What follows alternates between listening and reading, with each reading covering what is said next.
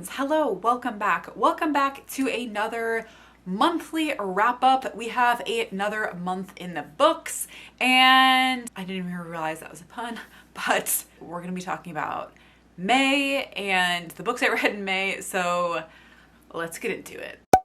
Okay, so this month I read 7 books, which for me is pretty good. And let's start at the beginning, shall we, of the first book that I finished this month. So the first book I read is a YouTuber book. It's a book by a YouTuber that I watch named Angela Braniff. And if you're not familiar with her, she is her channel is, she has 2 channels, one that is just her name and then one that is called This Gathered Nest. She talks a lot about adoption, about like homeschooling, just like family stuff. Personally, I don't find the content like even that relevant to me because she has like 40 adopted kids. Not really, she has like 8 kids, but most of them are adopted and share a lot of content on that. I just find her personality, her family, just very charming, just super interesting and entertaining, and I watch a lot of her videos, so I decided to read her book. She just came out with a memoir. I thought the book it wasn't bad. It definitely was not bad. However, I feel like it didn't add a lot of value if you already watch her YouTube videos. I feel like a lot of the stuff that she talked about, I felt like I already kind of knew from watching her videos, so I ended up giving it 3 stars, but I thought it was enjoyable. I think it was worth a read, and I'm glad that I could support her by getting her book on Audible. So yeah, that was the first book that I read this month. The second book, Recursion. This book, I had high expectations, and I feel like when I started this book, I was like, I'm gonna love it. I don't read a lot of science fiction, so I was like, wow, I'm branching out. Pat on the back, Sarah. But it took a turn for the worse, okay? Like, I started reading it and I was like, I'm super into this, but by the end of the book, I hated it. I was not into it. All in the same moment, bored, yet confused, frustrated, and I just couldn't take any more. But if you want to hear the full story of my thoughts, I have a full 3-minute thriller review on this one, so check that out for more details. Next, we have another mystery thriller horror. I don't even know what to call this book exactly, but I read If It Bleeds by Stephen King. And I posted a whole 3-minute review on this book, so you can hear a lot more of my thoughts in that video. Ultimately, I thought it was good, but not amazing. There were things I liked about it, things I didn't like about it. But overall, what I did like about it is I don't read a lot of Stephen King, and I thought this was a good like entry back into Stephen King because it's actually not one solid book. It is 4 novellas all packed into one package. So it's 4 separate stories, which I thought was a great way to kind of ease back into Stephen King, especially since Stephen King does have a lot of longer books. So if you want to read something shorter and just kind of test the waters, if you will, then I think this is a great place to start. And so yeah, that was the next book I read. Now, after reading those 2, like Recursion and If It Bleeds, I was like, I need something lighter, more fun, just something different. And I read Happy and You Know It. This was one of the Book of the Month Club picks. It's basically about this like super fancy New York City mom group, and it's like this group of moms that have this mom group where they come and bring their like little infants to this woman's house, and they have a professional musician who they have hired to play for the babies to, you know, enrichment. It's kind of a ridiculous concept, honestly, but it was fun. It was light. It was an enjoyable book, but I will say it was kind of ridiculous. Like, the stuff that happened was a little bit over the top. Like, it's not really that realistic of a book. You have to kind of suspend disbelief a little bit while reading it and just kind of go along for the ride. Personally, I did find it entertaining, and ultimately I ended up giving it 4 stars because I thought it was solidly entertaining. I wanted to pick it up. I wanted to keep reading it. And yeah, I mean, I feel like a book like this, that is really what matters. you know? So I did like it in that respect. The only thing I didn't really like about it is I feel like there was kind of a weird juxtaposition where there are elements of the story where I felt like it was trying to be like serious and talk about like real issues of like being a mom and being a wife, and like it tried to be like relatable, but then it was also like so over the top and funny, and it tried to be like light and funny and crazy, but also be like more dark and real.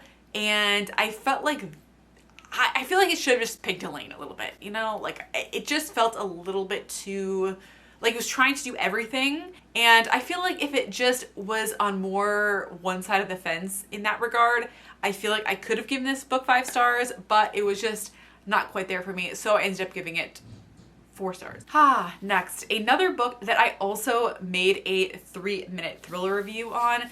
This is A Nearly Normal Family. I won't go into too much detail because I do have another review on this, but overall, I really enjoyed this book. I was very close to giving it 5 stars. I ended up giving it 4.5 stars, which I explained in that video, but overall, I really liked it. It is more of a slower burn, character-driven mystery thriller.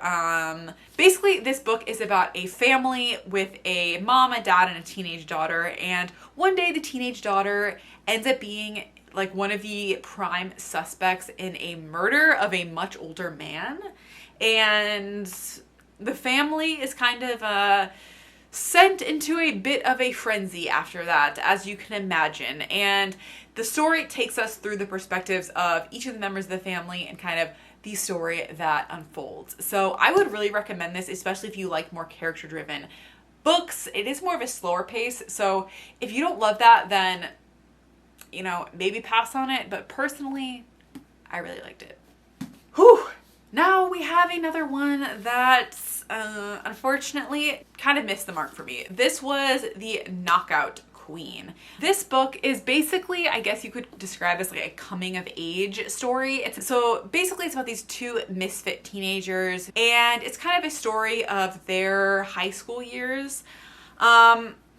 So this is basically what happened with this book. So I decided to go to the park to, you know, spend an afternoon lounging around in the sun, reading a book, and I decided to take this book with me. And I opened it up and I started reading it, and I had a feeling very early on that this was not the book for me. The writing style, the vibe, it was just kind of the whole package. I just was not really vibing with it. But as I mentioned, I was in the park, I didn't have any other books to read, so I decided to just keep going and keep at it. I kind of forced myself through a lot of this book, and at the end of the day, I ended up just using a audiobook credit to get this book. I'm not gonna lie, like, I was reading this book and like my eyes would just keep like glazing over things. Like, I just could not force myself to read the words. I had to have someone in my ear reading the words to me, because that was the only way that I could get through this book. And the good news is by the end, I actually started to like it a little bit more. I would say like the last third, I actually started to like it more. Mainly because I was more invested in the characters. It's a very character-driven book, and I feel like after you read a whole book about these characters, you do kind of have a little bit of soft spot for them. But it wasn't enough to redeem it for me, unfortunately. So I ended up giving this book 2.5 stars, and I rounded it down to 2 stars because it just wasn't, this was not the book for me. And I don't think this is a bad book. I can imagine a lot of people liking this, but I didn't like it mainly because it had kind of like this artsy, hipster kind of vibe, if you know what I'm talking about. And I don't usually like that type of book. And that was no different with The Knockout Queen. Also, I feel like this really should have been a YA book. It was like 80% YA and 20% like stuff that was too inappropriate to put in a YA, so they had to make it an adult book. That's kind of how it felt to me. But the content, the characters, they're high school students. It talks about their high school lives, and you know, I felt like it really should have been more of a YA, and I don't read a lot of YA. I don't typically seek it out or enjoy it all that much, and you know, I think that's one of the reasons I didn't really like this book. The other reason is it just felt way too meandering and like slow and just kind of all over the place. Like it was honestly probably halfway through the book before I really even understood what the story was supposed to be about. Like it would talk about things and kind of talk about these two characters and their lives, etc., etc. But I was like, I don't know where this is going. I don't know what the conflict is. If I had to describe this book to anyone, I don't even know what I would say because I just don't get it. Also, there was some stuff, let's just say there were several instances of like children having sexual relationships with adults that just kind of like, I felt a little bit just kind of got brushed under the rug and was kind of normalized, and I didn't really like that. So yeah, I didn't love this book, unfortunately. But then finally, we have a book that I feel like it's really hard to give this last book anything but 5 stars because of just the kind of book it is, but I thought it was definitely enjoyable. And this is the book The Choice by Edith Eger. This is basically an autobiography of this woman who, when she was a teenager, she was a prisoner of war at Auschwitz. It talks about how she emigrated to America after her time in the concentration camps, and she built this amazing life for herself.